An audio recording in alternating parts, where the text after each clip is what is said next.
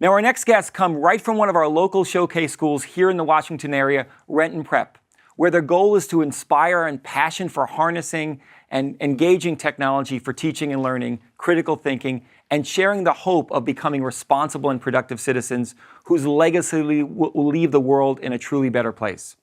We've got an amazing educator and students joining us, so please welcome Erikk Hood, along with two students, Welela Solomon and Mathew, to share how they've been using rich multimedia tools to inspire creativity and curiosity. Please join me in welcoming Erikk, Welela, and Layla. Thanks, Erikk. Welela, good to see you. Thank you. All right, so Welela and Leah will be joining us soon. So we're going to talk about a little bit behind Remix in the classroom. So if y'all would, go over there. Remix in the classroom. I stand on the shoulders of giants when it comes to Remix in the classroom. Researchers like Lawrence Lessig have been talking about Remix for years. And in fact, Kirby Ferguson has been talking about it in video form for a while. In fact, he summarizes it very simply as copy, transform, and combine. Those are the three elements to creativity. And students already know about this. They do this when they take a Snapchat video or create YouTube videos. They take existing media and they combine it with media that they've had interest in and start to think about ways that they can make it even better. They take these things and they make new elements to creativity. In our classroom, we had a project about the Caged Bird Video Remix Project, in which they got to learn about the life of Dr. Maya Angelou and about how her life has been impacted by poetry and the situations that she faced. So they got to read the poem called Caged Bird. And in addition, they got to go see the movie called And Still I Rise, which is a documentary about her life.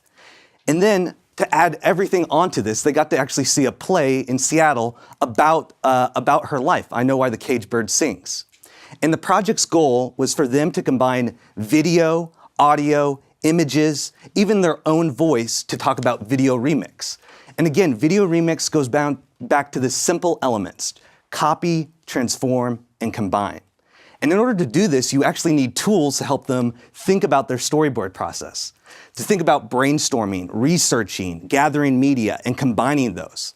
Emmy Sung is probably one of the fantastic artists in my class, and she went above and beyond, exemplary in fact, in creating a storyboard in which she combined her love of Disney films and the princess stories about losing freedom, losing voice, to actually combine it with the same story and the stanzas within Caged Bird's poem.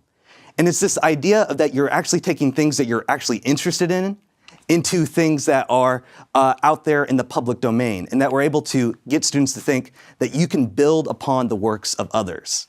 Alistair, who's an aspiring musician, and he would hate me if I didn't shout out his SoundCloud, so find him on SoundCloud at Alistair with a Q. And he used Sway to reflect on his audio process about how he chose the song that went underneath the video behind it. And so we're just gonna watch a short clip from that and see how he talks about it. Stalks down his narrow cage, can seldom see through his bars of rage. His wings are clipped and his feet are tied. The song I used was the song Prison Song by Simon Butler. When I first read the Caged Bird poem, I couldn't stop but think of the song. I was thinking of the first verse, which goes, cold chills, prison cells, locked in bars of steel, leave my woman tonight, just ain't feeling right. Cold chills, prison cells. This song and Caged Bird have many connections, one being the message. Simon Butler's Prison Song addresses a racial divide in the world, which is what I thought Caged Bird was about. So I decided to use the song as my background music. The lyrics are very powerful, they connect, and it sounds nice.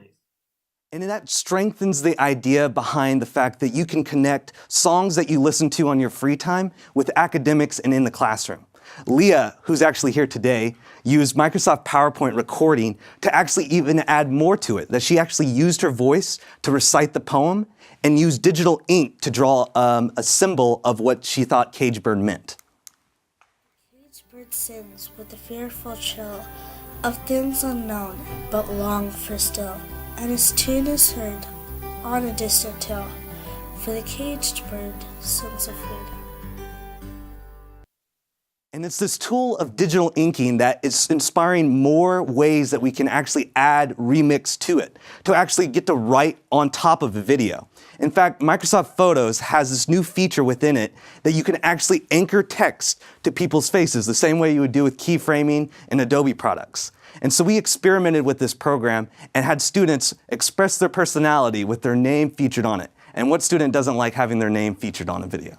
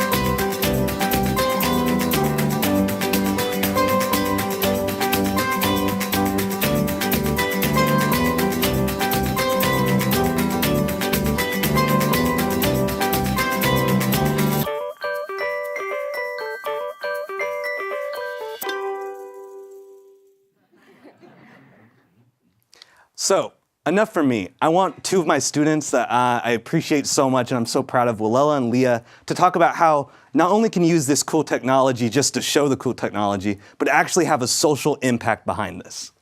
Sustainable development goals are goals to make the world a better place and also better communities. As a WE school, we are trying to do this by creating a local project and a global project. Our global project is trying to give gloves to Ethiopia and India. We are giving gloves to rural hospitals. And in order to compile our research, we created a OneNote page. In this OneNote page, we have what our problem is and ways we can create a solution. We compiled photos, videos, and also articles showing and supporting our findings. So OneNote is a Microsoft tool that we use in school almost every day, and we consider it as our digital notebook. And for this presentation, just by keeping things in our head wouldn't work alone. So we use OneNote to brainstorm and compile all our ideas together. So as Welela was mentioning, we included video, inking, text, and articles, so it would be easier to compile and spread awareness for our project that we're doing, which is spreading gloves and giving gloves to rural areas in Africa and India. This project actually started in 2011. I was a young kid at that time and I visited Ethiopia and I didn't really notice much, but I always knew that I wanted to make a difference in the world. And so 2 years ago, I was talking about my mom and I just had that time where I wanted to do something, to make a change. So she said, I told her, can I do something in Ethiopia? Can I give, medical instruments to hospitals that are in need? And she always tells me that if you start something small, it will create and make a big difference.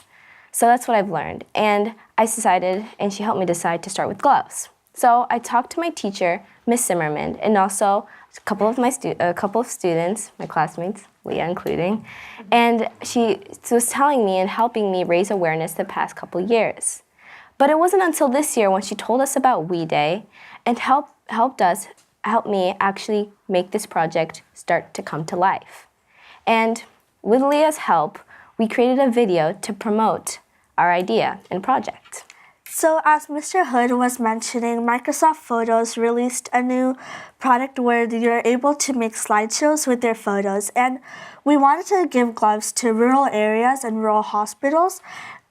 And we want to spread awareness. So the way we did that was by creating this video where we included digital inking to spread awareness about what we're doing. So the first digital inking that you will see is of USA, Africa, and India, because those are our main places that we want to reach, because both of our families are from there and we've seen the poverty and the need of medical supplies that doctors need to treat patients, and we're both also interested in going into the medical field.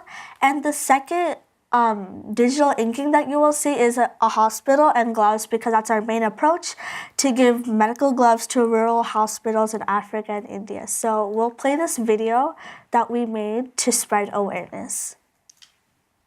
Renton Prep Prep is a Microsoft Showcase school as well as a We school.